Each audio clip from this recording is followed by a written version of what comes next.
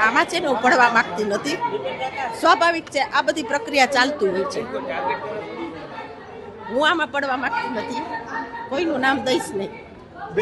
બધી માહિતીની જે કાંઈ હોય એ પ્રક્રિયા મેં ચાલુ કરી દીધી છે. બેન, તમે એમ કહેતા હતા જમીન બાપ દાદાની મિલકત છે, પરંતુ શ્રી સરકાર થયેલી જમીન છે, કાંઈ વાંધો નહીં.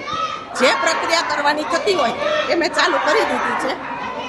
એટલે બધી માહિતી તમે તો ટાર્ગેટ કરવામાં આવી છે.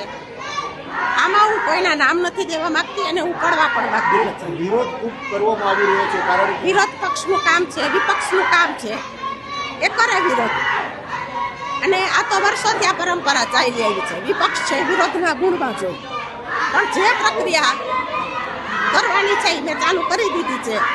કલેક્ટર સાહેબ શ્રીનું પણ આપણને નિવેદન આવી ગયું છે.